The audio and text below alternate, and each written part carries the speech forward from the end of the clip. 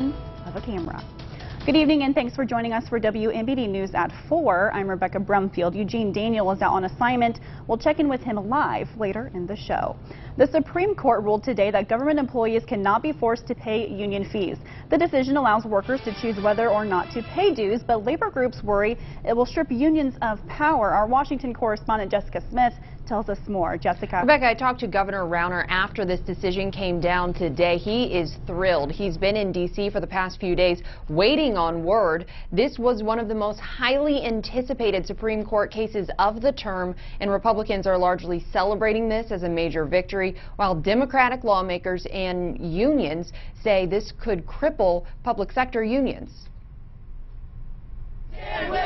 The Supreme Court had struck down an Illinois law that required non-union government workers to pay partial union dues. Illinois Governor Bruce Rauner has been pushing for this change since taking office. Historic victory for freedom of speech and freedom of political affiliation. Mark Janis, an Illinois state employee who does not belong to the union, brought the suit. It's up to the worker to decide what they want for themselves. Janis says he shouldn't have to give money to unions when he doesn't support their politics. In a 5-4 vote, the Supreme Court agreed. This is an awful decision. Democratic lawmakers and labor groups argue even if the government workers don't belong to the union, they still benefit from the union's bargaining. The ruling only affects government unions, but Senate Minority Leader Chuck Schumer says it represents a threat to all unions. It's going to make it harder for middle-class people to earn a decent living. And on Twitter, Illinois Senator Dick Durbin said the decision is an attack on workers' right to organize. The justices said they realize losing money from non-members could prove difficult for unions and force them to find new ways to attract and keep members.